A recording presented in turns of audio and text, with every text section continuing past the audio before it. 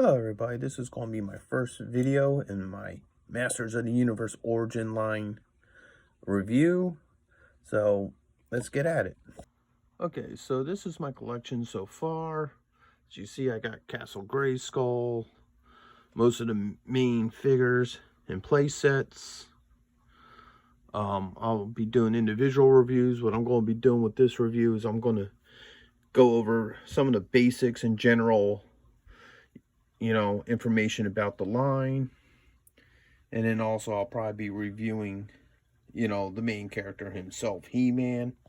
All right, so now with my figures, I have all of them out of packaging, so this is basically how the packaging looks, as the classic style red brick on a blue background, Masters of the Universe name, and also a brief description. On the back, got this beautiful artwork. One of the things I love about this line is the artwork.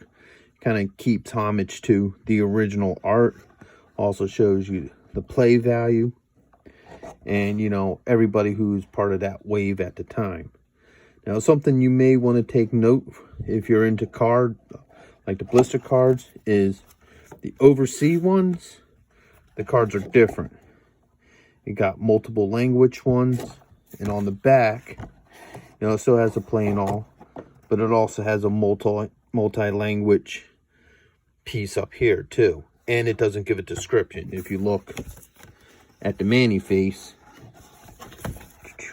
it gives a quick description of who he is and what have you, where the Zodak, which is an overseas one, does not give that description. It's the same with the mini comics that come with it.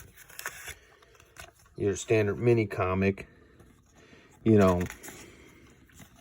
comes with it, has the bubbles and dialogue, where if you get the overseas ones, which is this one that came with my Zodak, there is no dialogue in it. You don't have any dialogue in it. It's taken out of it. So that's the cards, that's the blister work, and if you look behind me, that's the box for the Castle Grayskull. As you can see, the artwork is beautiful on that.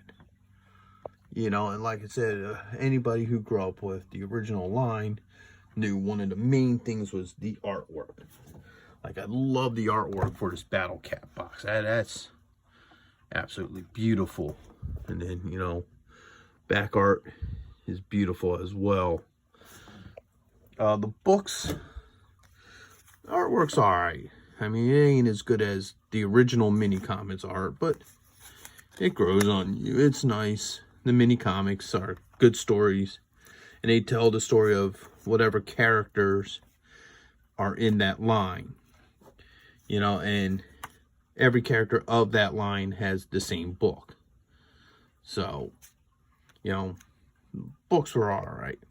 Alright, so let's get into the figures. This is the He-Man from the Origin lines.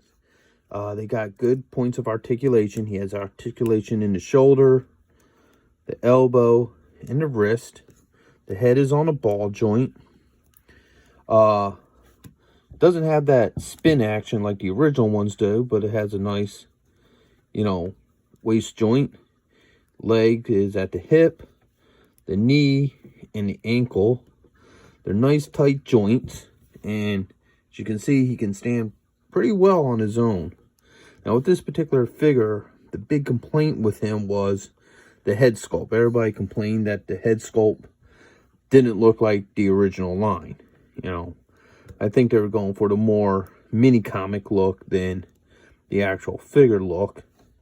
And he also comes with the power sword, obviously, but he comes with the half sword, because anybody who knows anything about the original line is you take Skeletor's sword, and eventually the two go together. If I know how to put things together. There we go. And that whole play action was so when you put the two swords together, you can, open the drawbridge of Castle Grayskull. Of course, he also comes with his signature shield that does hook on very nicely to him, and his axe. His chest piece does come off, and it does have a little holster on the back here for your power sword, which the original He-Man toy did not. You kind of just slid it on his back and hope it would stay. You can kind of fit the axe in there as well too, so that's nice. Now, these figures are also meant to come apart. So you know, the head comes off at the ball joint. Killed He-Man. The arms are meant to come off at the torso, and also